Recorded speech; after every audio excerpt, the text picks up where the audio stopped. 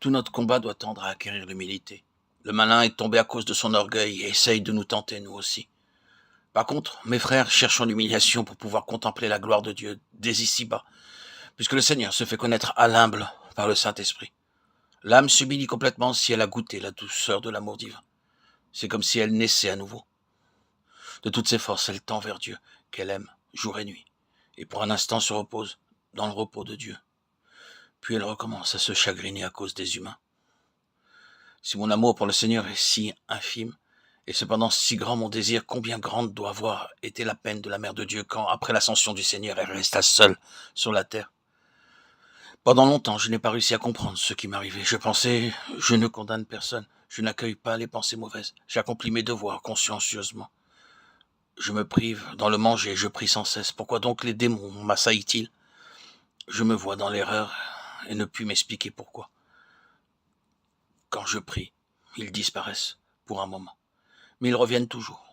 Mon âme livre ce combat depuis longtemps. J'en ai parlé avec un ami. Il se taisait et moi je demeurais dans le doute. Une nuit, je me trouvais assis dans ma cellule, quand soudain elle fut remplie de démons. Je prie avec violence. Le Seigneur les chasse, mais ils reviennent. Je me lève pour m'incliner devant les icônes, l'un se met devant moi de telle sorte qu'en m'inclinant, c'est devant lui que je me serais incliné. Je m'assois de nouveau et je dis, tu vois Seigneur, que je veux prier avec un cœur pur et que les esprits malins ne le supportent pas. Dis-moi ce que je dois faire pour qu'ils me laissent. Et j'eus dans mon âme la réponse de Dieu. Les orgueilleux souffrent toujours à cause des démons.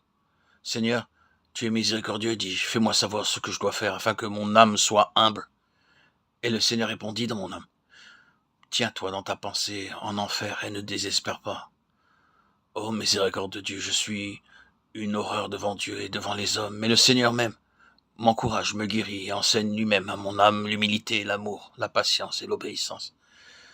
Il a répandu toute sa bonté sur moi. Depuis ce moment-là, je tiens mon esprit en enfer et je me sens brûlé dans des recoins obscurs. Mais je désire Dieu, je le cherche avec des larmes et je dis, bientôt je mourrai, j'entrerai dans la prison obscure de l'enfer et là, je brûlerai seul et je bramerai vers le Seigneur et je pleurerai. Où es-tu, mon Dieu, toi qui connais mon âme? Ces pensées me furent d'un grand secours, purifièrent mon esprit et mon âme trouva le repos. Admirables sont les œuvres de Dieu. Le Seigneur m'ordonne de me tenir par la pensée en enfer et d'espérer. Il y est si proche. Je suis avec vous tous les jours jusqu'à la fin du monde. Matthieu 28:20. Appelle-moi au jour de l'angoisse et je te sauverai et tu me béniras. Psaume 49. L'âme se renouvelle entièrement quand le Seigneur la touche. Mais le peut comprendre celui-là seul qui en a fait l'expérience, car nous ne pouvons connaître les réalités célestes sans le Saint-Esprit. Et Dieu nous donne cet esprit ici-bas,